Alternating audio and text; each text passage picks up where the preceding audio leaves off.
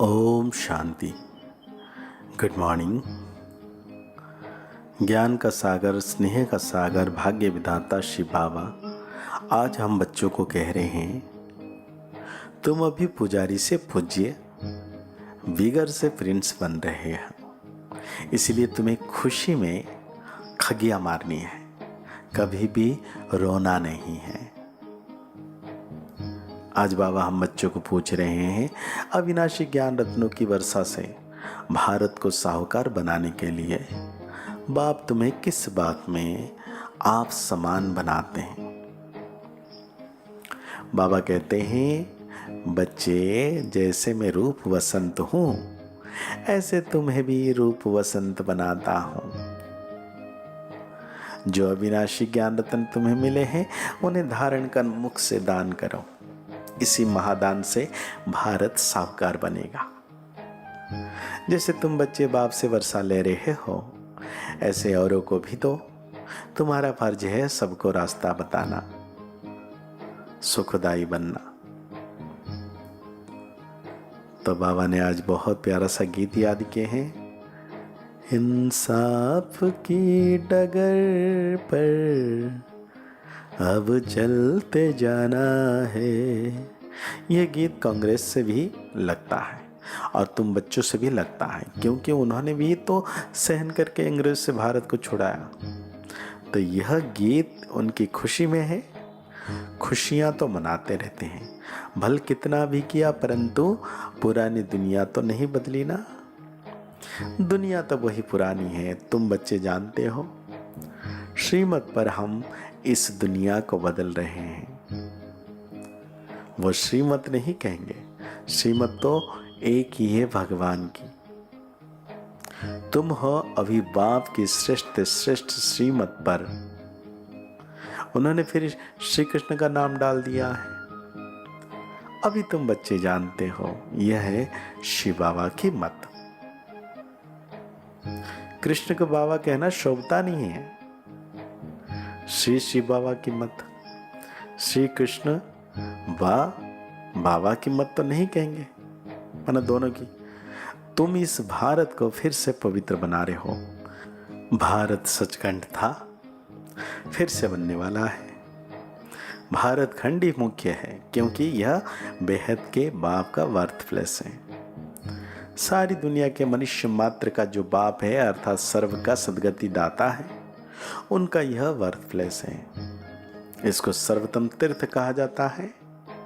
इस जैसा ऊंचे ते ऊंचे तीर्थ कोई है नहीं, परंतु गीता में नाम बदल दिया है। बाबा कहते हैं, अखबार में भी पढ़ा था कि सबसे बड़ा स्टार फलाने खजाना से चोरी हो गया। तो ये शिवलिंग लाल तो है। हाँ, तो शिवलिंग जो है ये सच्चा बड़ा हीरा है ना। तो बाबा कहते हैं, है वास्तव में स्टार। बाबा भी जौहरी भी है। बाबा को मालूम है एक पत्थर भी होता है जिसको स्टार रूबी, स्टार फाइन माणिक, स्टार नीलम आदि कहते हैं। वो मोस्ट वैल्यूबल होता है। अखबार में भी पढ़ा था। तो ये सब बातें कहते, स्टार सफेद होता है ना, आत्मा का भी सफेदी साक्षात्कार होता है। स्टार सफेद है तो आत्मा भी वैसे ही सफेद है। चीज तो है ही, सिर्फ स्टार लगाना है और कुछ लिखने की दरकार नहीं रहेगा। समझाना बहुत सहज होगा। नीचे ये लिखते तो है ही, आपका जन्म सिद्ध अधिकार स्वर्ग की राजाई, क्योंकि हेवनली गॉडफादर है। तो स्टार लाइट डालना है। अब बाबा डायरेक्शन देते हैं, झट काम कर लेना चाहिए। ऐसे पत्थर भी होते हैं जिसमें स्टार बड़ा फर्स्ट क्लास दिखाई दे। तो बाबा कहते हैं, हर एक आत्मा जो स्टार लाइट है, उसमें अविनाशी पाठ भरा हुआ है। यह बातें तुम ही जानते हो, नंबरवार पुरुषार्थ अनुसार। जैसे आत्मा है, गाते भी है, चमकता है भ्रुकुटी में अजब सितारा। अजब है ना, कितना छोटा सा स्टार, उसमें 84 जन्म का पार्टी। अजब है ना।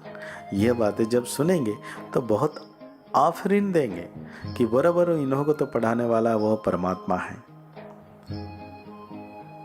तुमको तो सबको पढ़ाना है। भले क्रिश्चियन लोग अंग्रेजी बोलने वाले हैं, जानने वाले हैं, तुम हिंदी में बोलो, फिर इंटरफेयर इंग्लिश में ट्रांसलेशन कर सुनाता आ जाएगा। तो उनके पास इंटरप्रेटर, अनुवाद करने वाले होते हैं। हाँ, बाप का परिचय तो देना है। जैसे बाप दुख हरता सुख करता है, वैसे तुम बच्चों को भी बनना है। हर एक को रास्ता बताना है। तो तुम बच्चों को समझाना है, बाप का परिचय देना है। वो भी परमात्मा है, रूप भी है, वसंत भी है, परंतु अविनाशी ज्ञान रत्नों की वर्षा कैसे करें? जरूर शरीर चाहिए। तो बाप आकर तुम बच्चों को, अर्थात तुम्हारी आत्मा को रूप वसंत बनाते हैं। अविनाशी ज्ञान रत्नों की धारणा करनी है। मुख्य बात यह है, मुख द्वारा यह दान देना चाहिए, जिन रत्नों का कोई मूल्य नहीं कर सकता। भागते अथाह धन दे रहे हैं, तो बाप का परिचय तुम नहीं देंगे तो कौन देगा? बाप कहते हैं यह सब देह के धर्म है कि मैं क्रिश्चियन हूं, मैं फलाना हूं, मैं फलाना हूं। यह सब छोड़ो, अब मुझ बाप को याद करो और अपने को आत्मा समझो। फिर रिपीट होता रहता है ड्रामा का आदि मध्य अंत। ऑटोमेटिकली यह बातें जिनकी समझ हुई है उनको औरों को समझाना पड़े, माने जिनको समझ में आ गया वो औरों को समझा सकते हैं। बाप को ना जानने से मनुष्य आरफन बन गए हैं। अभी समझो पॉप कहते हैं कि लड़ाई ना करो, तो भी वो मानेंगे थोड़ी। क्रिश्चियन लोगों का बड़ा पॉप सबका गुरु है, फिर गुरु की मत पर क्यों नहीं चलते?